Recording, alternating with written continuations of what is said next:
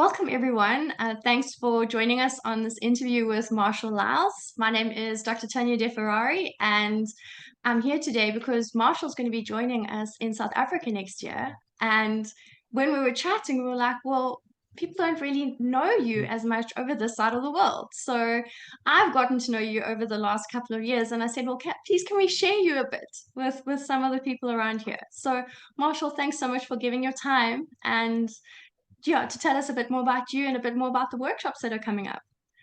It's my pleasure. Thanks for doing this. It's an absolute pleasure. Um, Marshall, in just looking at where you're sitting at the moment, I'm assuming is this your practice in Texas or where are you now? It is. It is. Yeah. I live in Austin, Texas, and some years ago I opened a training center for teaching expressive arts, primarily the therapist, but I also do retreats for all healers. So part of my studio is a writing space where we do expressive writing, and then I have, of course, all the sand tray space, and then around Mm. this corner is the pottery part of my studio where we do clay work, and so it's a really lovely place. I did not originally plan on ever seeing clients here because I'm a part of a Okay. group practice.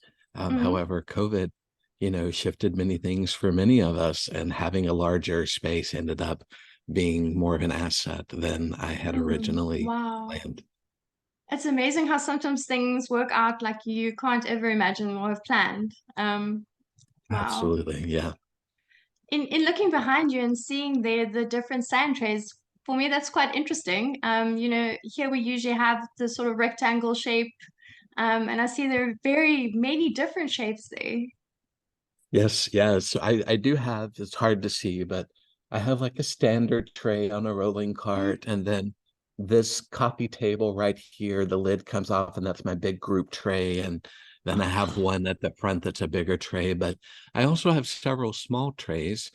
Originally, my small trays were all rectangles and hexagons or octagons, and I would use just the ability to have a lot of smaller trays for training, since, Mm. 12 to 20 people might be creating at the Mm. same time.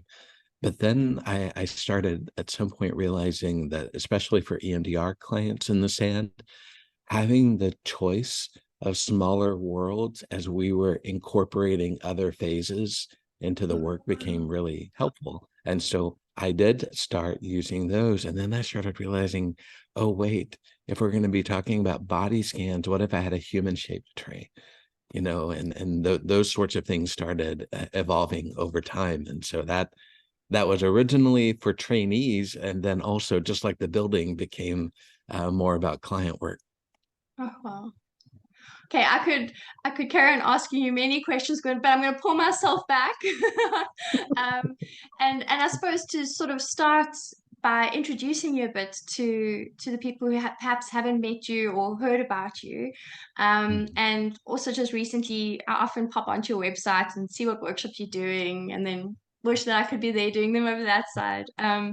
So um, over the past 24 years, I mean, when we look back, I mean, you started this journey in 1999 with your BA in communications, and I think it just almost snowballed from there. When I look at everything that's happened from then, moving to your master's, and I see it's in family psychology. So, sort of then moving towards that side, that area, or that focus, and I see you busy with your PhD. Yeah, yeah. Yes. With everything. Of course, right? Why not? I started as a writer. Communications was my degree with English, and I was going into journalism, and was working, doing some newspaper writing, article writing, and loved it. I did like it. But this very strange series of events occurred, as I feel often lucky to do when I was 21, when I was quite young, and I had the opportunity to go into this graduate program in therapy. I had no idea what a therapist was. I had never seen a therapist. I didn't know anything about it. I'm from a very rural part of Texas where I'd had no exposure to any of that sort of work. And something just felt right. And the opportunity was too easy to say no to. Um, in hindsight, I realized the program I went to was unusual for this part of the world. It was a blend of psychology and therapy. Typically here you're either moving psychology or you're either moving therapy. And of course, there can be a little blend of the two. But my program, you did half of your studies in preparation to be a marriage and family therapist, and the other half to be a neuropsych worker. And so I worked for a little bit right out of graduate school as an assistant, a psych associate for a neuropsychologist, where I was just doing administration of tests and report write-ups before then I settled in back into the family side of working therapeutically. Yeah.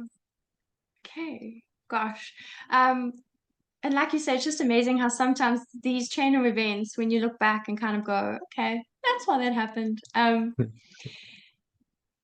Apart from this, I also see, and I mean, your practice, and people can definitely go onto your website. I'll share a link in when we send everything off. But I see, podcasts and talks and presentations. I mean, there's quite a diverse interest that you have in this field, not only in working with individuals or groups, but also sharing it with other practitioners. What kind of inspired you to branch out and also do the training and that kind of stuff? Oh, Tanya, that's such a good question, because it is not in my nature. I am an introvert. I do like quiet. I like to read books, and it often does puzzle me, when I think about how those opportunities started to become part of my career. I do try to balance, because it's part of why I set this place up, is so that I could welcome small groups of people into an area that I'm very familiar with, into a space that I've cultivated, and it keeps me more grounded. But I did start to realize some of the things that are important to me about healers knowing how to give care for themselves. Practices like EMDR and Sandtray, knowing how to be more inclusive of all bodies and all minds. There are just certain life experiences I have as a person with a disability. I have muscular dystrophy. As a person who came from a writing background and understands the beauty that the arts bring into healing, I think probably the desire for people to know about that was bigger than my fear of being more involved publicly. And so Yeah. I do sometimes Gosh. still feel a little of that panic come in about, oh, people know my name now that I didn't tell my name, because I have a website, and because maybe they have a poem of mine or something, and that's Yeah. not always, if I'm really honest, the most comfortable for me. But I also can't, I mean, I was given the privilege of having, a life that allowed me to speak. And so I think it's my responsibility to speak. Yeah. Wow. Sure. I think it's just sitting in that moment and just hearing you. And I think that's what I've learned about you as well. And even doing this first part and introducing you, I know we've had a few jokes about that, but just like, I know this is not your favorite part of the interview, you want to move on and speak about the rest of the stuff.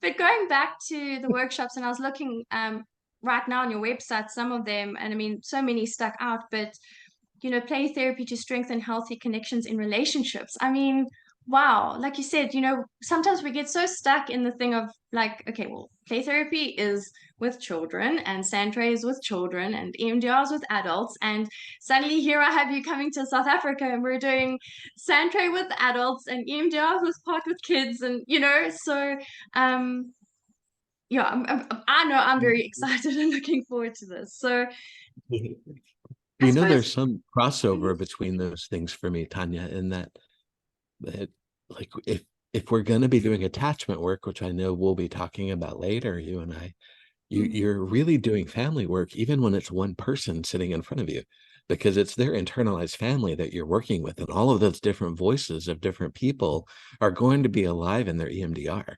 Those channels that they follow, one might be the voice of dad, and one might be the voice of brother.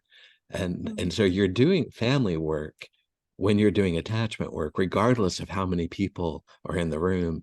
So I think there's great value in beefing up your comfort with systems-based work so that you can be more equipped to recognize when a system shows up inside an individual. You're definitely speaking my language there. And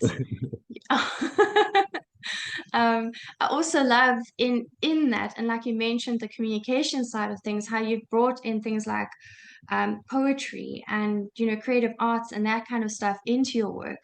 And we'll speak about our second workshop a little bit later. But how did that come about? Was it just natural for you, like this clicks, or yeah? Yeah, it I think a lot of therapists probably learned talk therapy, and then if they became interested in the arts, they started figuring out how to bring arts in, aside from people that went straight to art therapy programs or something like that. But um, for me, I was lucky enough in early days to be in a program that exposed us to play and sand very, very early. And it was how I found comfort and ease. I'm feel that I'm more effective as a healer when their quiet spaces exist, when different parts of someone has ability to speak, because not all the parts that need healing have equal access to words, and yet they still need to be witnessed and they deserve to be seen. And so these tools always made more inherent sense to me as an ability to let true internal accessibility be present, of no matter what channel you find your way into next and what age might be held within that channel, you have an ability to express what's going on, from a crayon to a sand tray to a piece of pottery to even poetry, which we'll talk about later, I know. But those tools just become age appropriate avenues of expression for anyone at any stage of life. And that isn't always true of words. Words aren't age appropriate for all parts of self. And so we have, I think, this advantage when we are EMDR clinicians, especially, who are comfortable with some of these creative options, is that the work is less interrupted, because whatever part of self comes forward is going to be able to be seen. And I like that. I like how that feels. So it becomes so inclusive of wherever that person is at, and whatever part, like you say, is trapped or needs like support at that point, you'll be able to find something that can actually support them through that process. Wow. Absolutely. Which is why something like Sandtray is so great for all age clients. I mean, we know it makes sense for children, that originally it was created with children in mind. But even Margaret Lowenfeld, who started organizing the early part of what became Sandtray therapy, started finding it was effective with adults. And, part of the reason we think that's true is because it's not always just the adult part that's working in the sand, that if it's a 45-year-old that's working, their 30-year-old self and their 20-year-old self and their 15-year-old self and their 5-year-old self all have the ability to be present. And so it is so age inclusive as a modality, even though we don't always give it its due justice in being able to represent that. Wow.